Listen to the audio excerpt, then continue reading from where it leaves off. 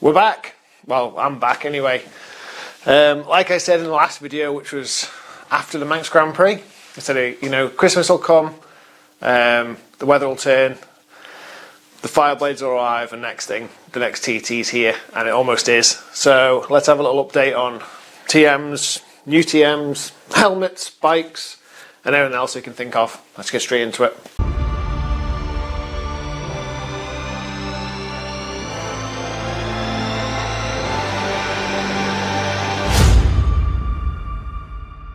Yeah, so as you can see, my 2024 bike is sat next to me, and this year I've got one of the anniversary bikes.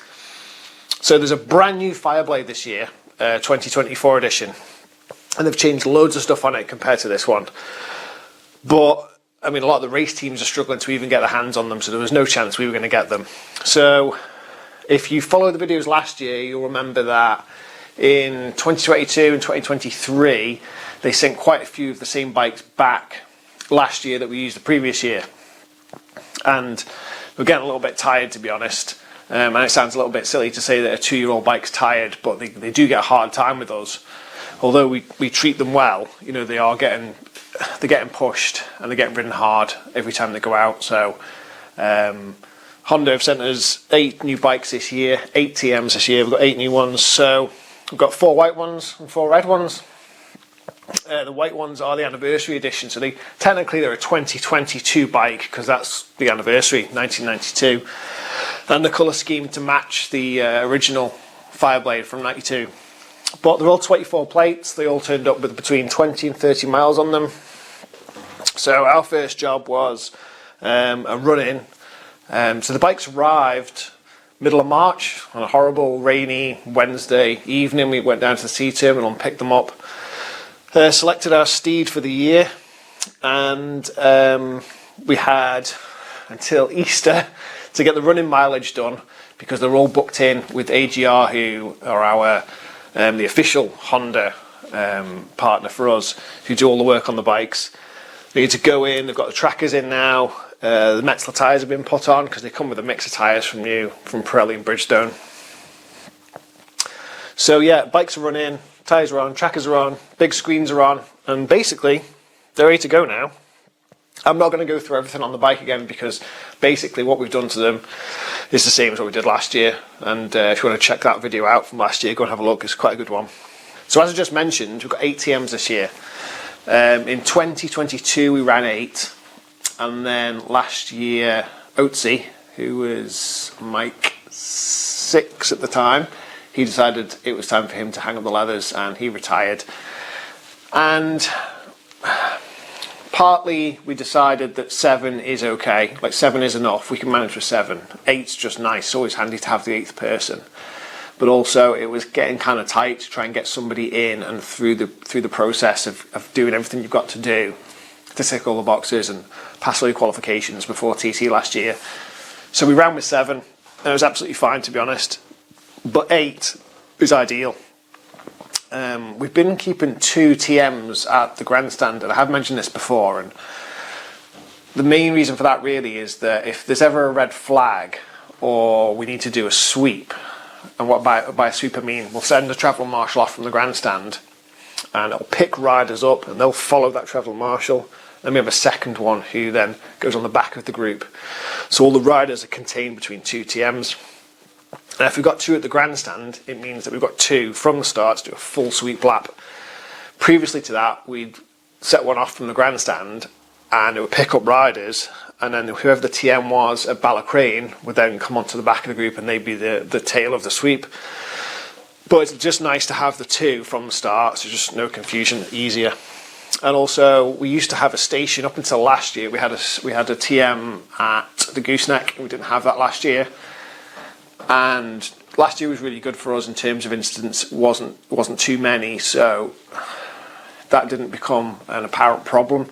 But it's a really handy place to have a TM because the mountain is a big place to cover. And when you send a TM from Ramsey through all of Ramsey, Hairpin, Waterworks, up to the Gooseneck, it's not a long way, but it takes a long time to get up there before you get up onto the mountain. So if there's an incident somewhere close to Brandywell, where the next TM is, like the veranda or somewhere like that, it's quite a long drag from Ramsey to get up to the veranda, so it's always handy to have that TM with a gooseneck. So I'm not sure that's what's happening yet. I've not seen where all the stations are, but I'm assuming we're going to put a TM back at the gooseneck for this year, so that'll be good. Sure, some of you guys know who the new TM is, and it's Richard Wilson. You may or may not have heard of him, but a really, really fast TT rider. He was racing TT up until last year with his Kibosh team, and I think Rich ended up lapping over 125 by the end of last year, so the boy can pedal on a bit, can't he? Also, he's got a medical background as a profession, so he couldn't be better suited to the job, really. So I've actually not even spoken to Rich since he retired on his Norton. I can't tell you what year it was. It was a few years ago at Ballacrane, and he was kind enough to let me have a little sit on it, and a little picture here of me sat on the Norton. I love those rotary Nortons. Yeah, they take me back to when I was a kid watching and evil, scary things, and I've got like this little strange fascination about them.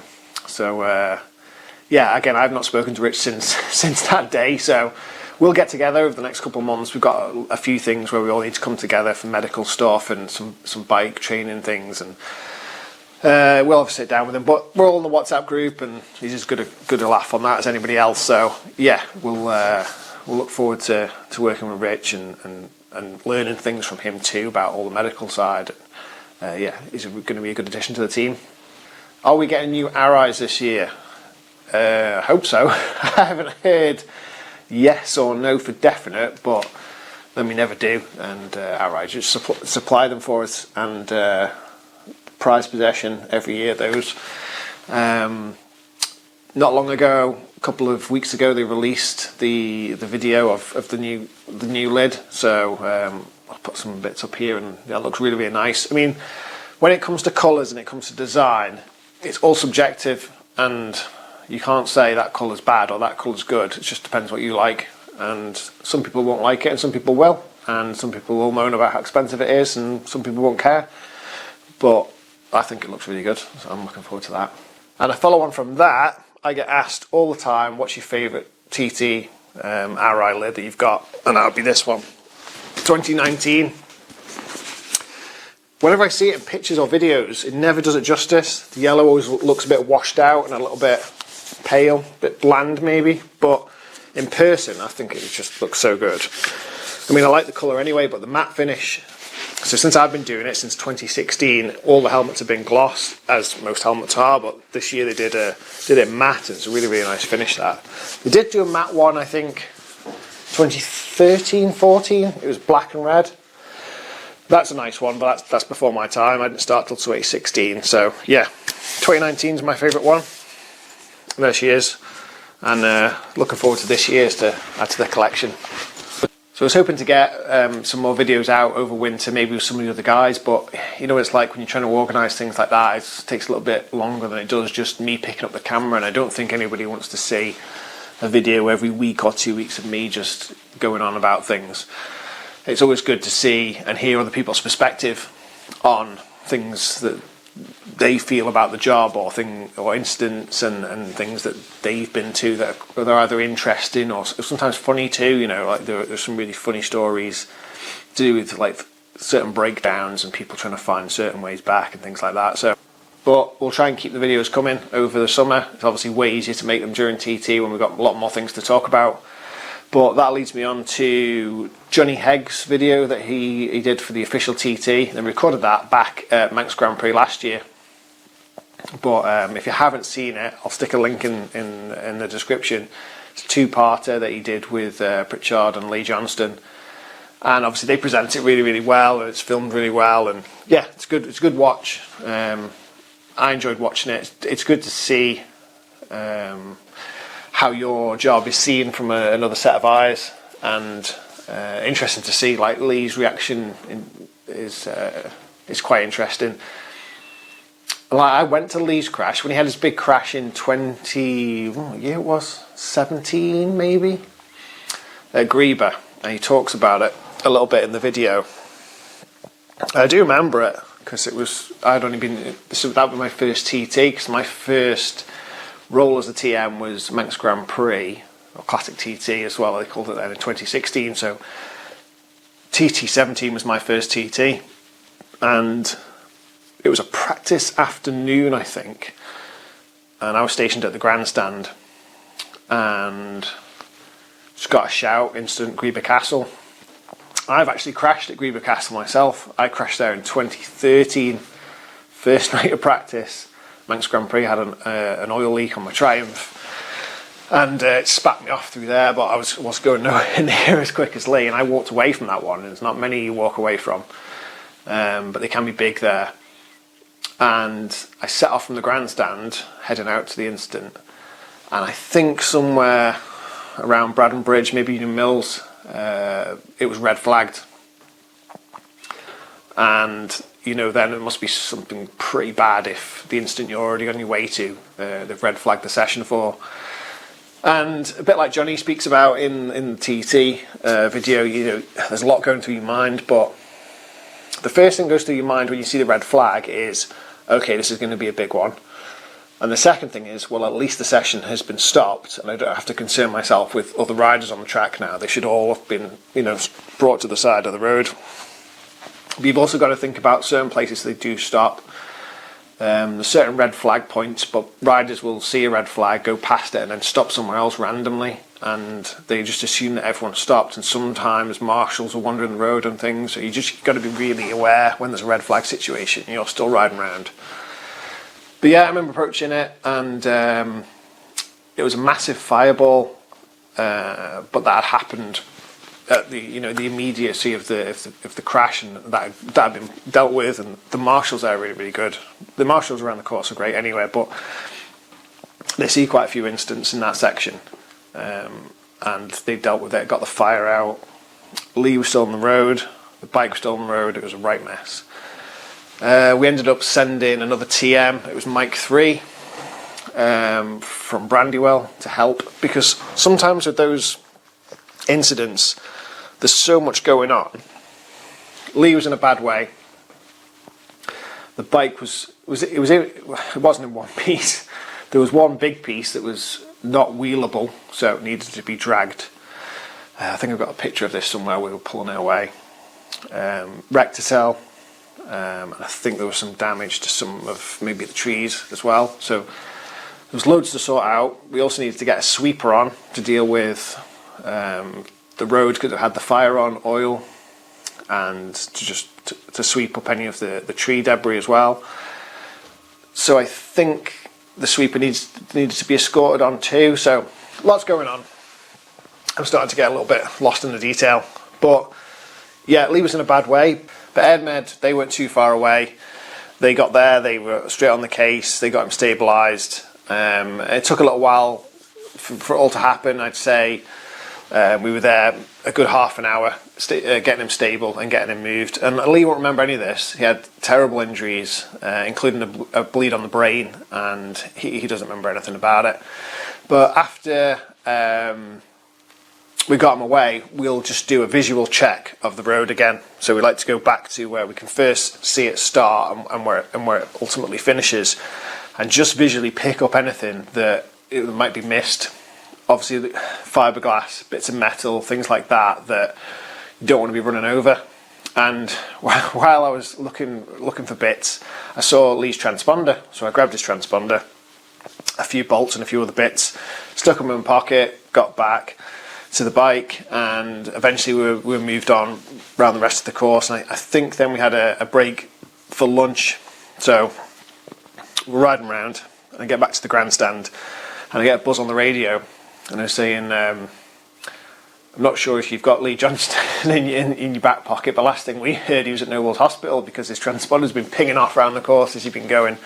I forgot I had it in my pocket there, so I ran that down to Clive, who was riding for Paget's that year, so dropped the transponder back to Clive, and yeah, obviously Lee made a full recovery, and all's well that ends well, as they say.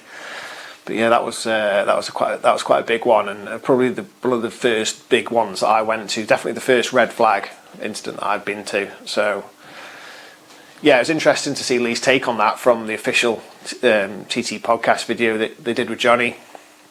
Didn't know anything about it, didn't even know we'd been there. You know, why would he? So good to see his reaction now, knowing sort of what goes on.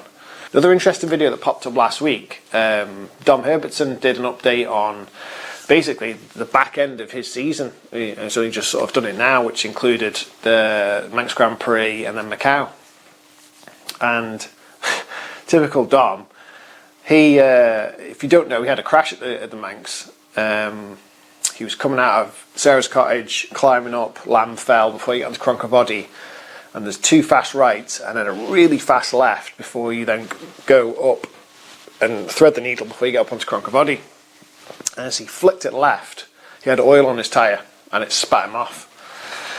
I was at Ballacrane, shout, crash at Lamb Fell, so head up to Lamb Fell. Dom's sat there at the side of the road, the bike's there at the side of the road. A bit shy on marshals there. I think there was only 2, one on the flag and one trying to help him. Dom needed to be moved, the bike needed to be moved, and so then we sent Mike 1, Tony from the grandstand. He was actually on his way to Ballacrane to cover my position, so we just kept him going. He came and helped. I remember because me and Tony dragged that bike downhill, and it's heavy, big heavy thing. I think it's his big ZX7R. Front wheel was smashed out of it, or it was, you know, it was locked in from the damage, so we had to put a piece of wood through the wheel and drag it downhill and into a farm lane to get it away from the side of the track. So Airmed start getting some pain relief into him, and as only Dom would, he whips his phone out and starts recording what's going on. So I think who was on Airmed at the time? Was it Mark and Shane, I think. And then me and Tony were strapping him onto the stretcher. So he's got video footage of this, and then he's got video footage of getting into the helicopter, and Chris was the pilot, and he's got some footage of them flying the helicopter over the Isle of Man. So who else would have that? I've never seen that before. I've never seen somebody pull their phone out and start recording their incident and their extraction from the scene. And then he's got some footage in hospital too, so I'll stick a link to that down there because it's quite funny. Dom's pretty funny, isn't he? And he's a good goer, Dom. You know, people, a bit like Guy Martin in a way, his personality maybe sort of outshines his talent a little bit. And like, take nothing away from either of them. Guy Martin was like proper fast. How many podiums did he have? You know, people argue that maybe he didn't win because he didn't not take it seriously enough, but you know, it was just a hobby to him and all that. But he wasn't lucky in a few races and things. So, but yeah, getting off topic again. Dom's in the 130 club. You know, that boy can ride. You know, he can really, really ride. Top 20 seeded rider all the time. I think he's had top 10 now. Yeah, he's a good lad. So yeah, it's good to see him in good spirits. And excuse me. In this video, he's then showing some stuff in Macau, which is obviously a bit of a lad's trip, isn't it? And Feiho's club, there's some footage in there. So let's have a look at that. It's quite a good one. Yeah, it was just a bit of a quick update really, because the bikes are here. They're running, all the kit's on them, they're ready to go. They've come in really good time this year, which is great. Thanks to Honda for sorting them out so quickly. And there was a ride out last week, and a couple of the TMs were taking journalists around. I think a bit of a thing with Metzler and Honda, so they closed some of the mountain. And the first day, just absolutely pissed down all day. So glad I wasn't doing it then. But the day after it was okay, so hopefully they got some good laps in and some good footage, so hopefully we'll see some of that coming out soon too.